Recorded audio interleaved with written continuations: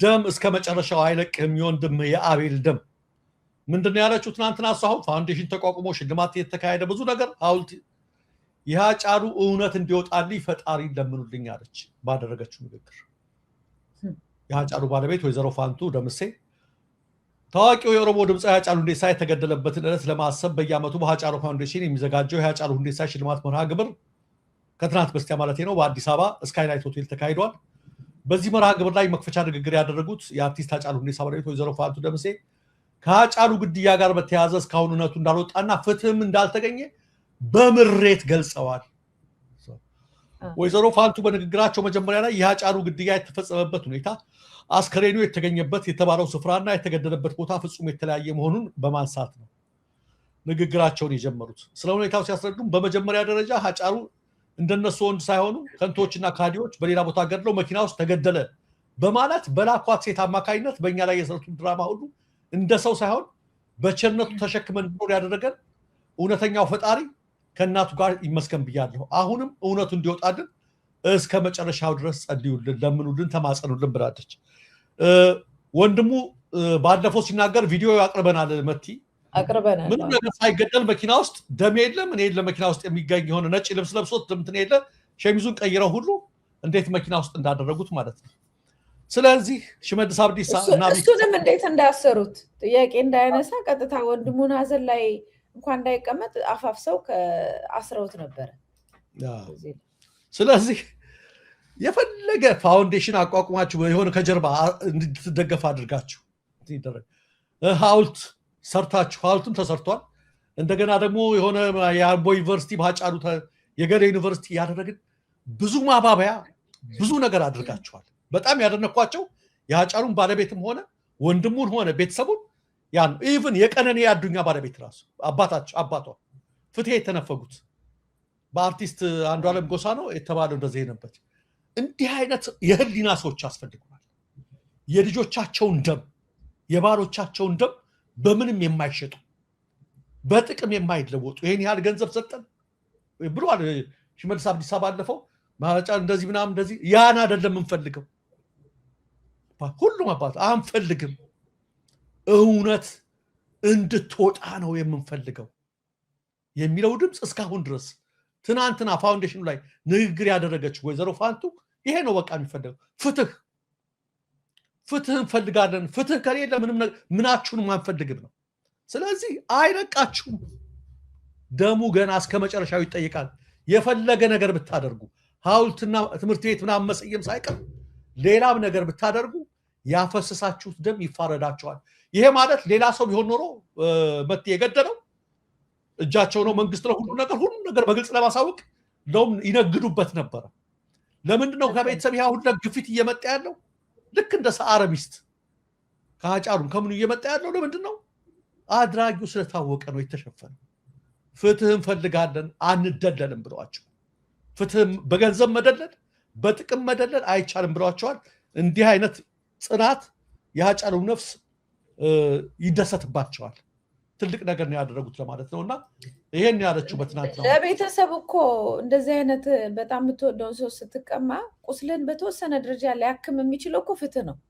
የፈለገ ነገር ወርቅ ብታነጥፍ አይመልሰው አጫሉን ይመልሰዋል እንዳይመልሰውም ካጫሉ እኮ የለም አጫሉን ከገደሉ በኋላ የፈለገ ነገር ህይወታቸውን በእነሱ ላይ ቢቀይሩላቸው እንኳን አጫሉን አይመልሰውም አይታት ከሆነ እስካሁን ድረስ ጥቁር አላወለቀችም ሌላው እንግዲህ በሃይማኖታችንም በባህላችንም እስከ ተወሰነ ጊዜ ትሄዳል አላወለቀችም ያላወለቀችበት ለኔ የገባኝ ፍትህን ፍለጋ ነው ገና ነው አልታከመችም ህክምና ባይኖርም ትንሽም ለመጽናናት እርመና አውጥተ ለመጽናናት ፍትህ ያስፈልጋል እና ንግግሩም ስታረጋ ይቻታለውና በጣም ከባድ የሆነ ሀዘንና ቁጭት አለበት አይታት ከሆነ እና በጣም ተጎድታለች በሁኔታው እና እኔ እንደውም ተሳቀቅኩኝ ሳያት በጣም ተጨነቁ እንዳይሰብሯት በቃ ይሄ ሀዘን ውስጧን በላት ልጅ ምናምን እያሉ ስትሄድ ደግሞ ትሄዳለች እነሱ የሚያረጉትም ያው ዝግጅቱ ላይ ትሄዳለች አትቀርም አምጻም አኩርፋም አልቀረችም ትሄዳለች እያንዳንዷ መድረክ ግን እውነት እንዲወጣ ጫና በማሳደግ ተጠቅማበታለች ስለዚህ አሁንም እሱ ነው የሚቀጥለው እስከ መጨረሻው ምንም ነገር ቢደረግልህ ያንተ የሆነ ሰው ተወስዶብን ሊተካል የሚችለው ምንም ነገር የለም። ትንሽ የሚያጽናና ፍትህ ነው። ፍትህ ደግሞ አልተደረገም በሁሉም በእነዚህ ሰዎች። እንዴ በ5 ሰዓት ውስጥ ሞባይል በዛ ደረጃ ፈልጎ የሚያገኝ አሁን ይሄ እንግዲህ እነሱ ለድራማ ለሆነ ስሜት ውስጥ ገብተው ምናምን የሰሯት ተውኔት በእያንዳንዷ ነገር ላይ ትመጣባቸዋለች ከዚህ በኋላ። የአብይ አህመድ የሞባይል እንትን ወታደሮች የሰው ልጅ የሚያክል ነገር እንዴት ነው እስካሁን ድረስ ግድያው ገዳዩ እንዴት ነው እስካሁን ተመርምሮ የማይታወቀው? ገዳዩ እነሱ ካልሆኑ በስተቀር ይሄ እኮ ነው። በዚህ በኩል በመሬት ስር በሰማይ ስር ምናምን እኛ ነን ያለ ነው ምናምን ብለውናል። ስለዚህ አጣ ነው ለማለት ራሱ እንዳይሰሙ አድርገዋል ራሳቸውን። በጣም በቃ በጣም ጎበዝ ነን በቃ ስለላ ድርጅታችን ወታደሩ ምናምን ምናምን በጣም ጂኒየስ ነው ብለዋል። ነገር ግን የነ አጫሉን የነ ስመኘው የነ ሳርን የነ በቃ ብዙ ሰዎችን መጥራት እንችላለን። የነሱ ግድያ ግን የተገደሉ ሰዎች ሁሉ ኢትዮጵያ ላይ በጠራራ ፀሐይ ግድያቸው ተነግሮ አያውቅም። መንግስት የገደላቸው ማረጋገጫ አይደለም። ትክክል። በነገራችን ላይ በዚህ በአጫሉ ግድያም ሆነ በሌላ በኩል ያለባቸውን ተቀባይነት እንትን ለማድረግ ሲፈልጉ የሚያሰራጩት እንትን አለ። ለሁላችሁም በተለይ ፌስቡክ እና አንዳንድ ማህበራዊ ሚዲያ የምትጠቀሙ ለእናንተም እንዲሆናችሁ ብዬ ነው። ለምን እንደሚጠቅማቸው አላቅም።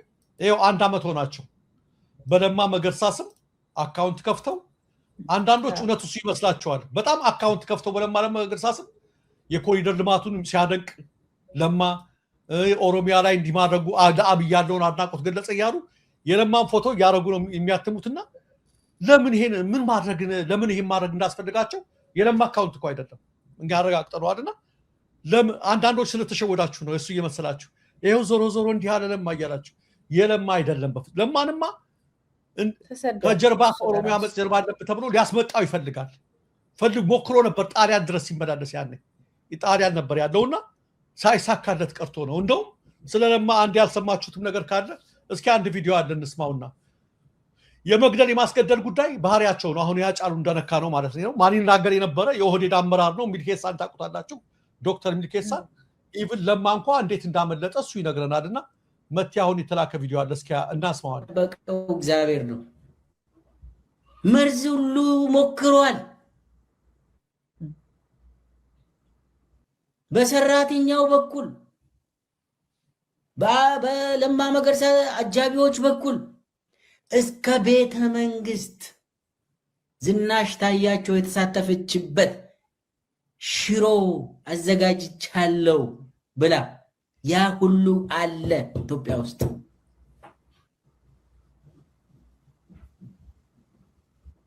እንግዲህ ለማ ራሱን አልጠበቀም። ዛሬ የደረሰው ለማ በእግዚአብሔር ፍቃድ ነው። ቦሌ አየር ማረፊያ ላይ ሹት ለማድረግ ሁሉ ሞክሮ በስንት መከራ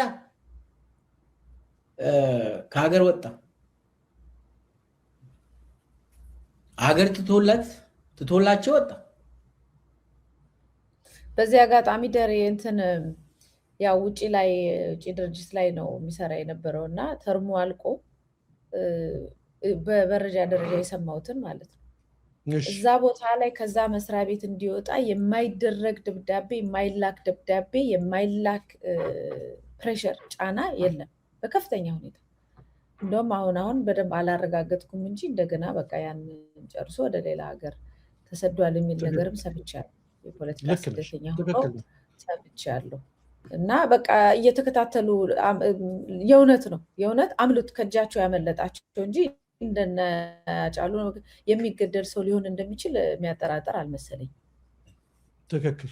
ትክክል ነው። ይሄ ሊያስባረሩት ከመስሪያ ቤቱ ኢቭን ጣሊያን የሆነ ብዙ ሙከራ ተደርጓል። ከወጣም በኋላ ተሰሚነት አለው። በነገራችን ላይ ከፍተኛ ተሰሚነት ስላለው በአብዛኛው ኦሮሚያ ውስጥ ከፍተኛ ተሰሚነት ስላለው እንደዛ ነው። አጫሉንም የሚፈራ የነበረው ለምን መሰለሽ? አንዱ ምክንያቱ በጣም ይወደዳል በህዝቡ፣ በጣም ፖፑላር ነው። አይተሻል። ቲፒኤልኤፎች እንትን ሊሉ ደፋርም ነው። ሊወድቁ ሲመጨረሻው አካባቢ በተዘጋጀ አንድ መድረክ ላይ አታስታውሽም? ብሎ የዘፈነ እዛ ጊዮን ነው ምን ኮንሰርት ላይ ደፋር ብዙ ተከታይ ያለው ስለሆነ ስጋት ናቸው እነዚህ። ነገ ጠዋት ኦሮሚያ ላይ ህዝቡን ተነስ ቢሉት ኦቨርናይት አብይ ያስነሱብኛል ህዝቡን ብሎ የሚፈራቸው ናቸው።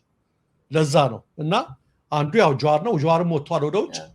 ለማም ለጥቂት የሚያመለጠው ብዙ ነገር አለ። ለማ ከዚህም በላይ ብዙ መጽሐፍ የሚያጽፍ ብዙ ነገር የሰማነው አለ። ከመከላከያ ሚኒስቴር ከተነሳበት ጊዜ ጀምሮ የተደረገው ነገር ምን ለማለት ነው? ይሄ ነው። አሁን የሃጫሉ ሚስት ነች ይሄን ነገር ያስታወሰችን። ሌባ ከሰረቀሽና አፋልጋይ ብትዩ ልታገኙ አትችም። እውነታው ነው። የሃጫሉ ባለቤትም ሆነ ቤተሰቦች ፍትህ ሊያገኙ ያልቻሉት ግልጽ ነው። ሌላ ሰው ቢሆን ኖሮ ያገኙ ነበር ፍትህ። ሌላ በእርግጥ የተገደለው በድንገተኛ ወይም በተቃዋሚ ወይም በሌላ አካል ቢሆን ኖሮ እንደተባለው ፍትህን ያገኙት ነበር በትክክል እዛው ጋር። ነገር ግን ይሄ የሞተበት የተገኘበት ምን ያልበት በመኪና የተቀነባበረ ነገር ስለሆነ ፍትህ ልናገኝ አልቻልንም ብላ ተናገረች እና እንኳን አመለጠ ነው የሚባለው። ለማን የሚያስመለጠው እግዚአብሔር ነው ብሏል ሚደቅሳ። ይኸው ነው ሊደረግ የሚችለው ነው።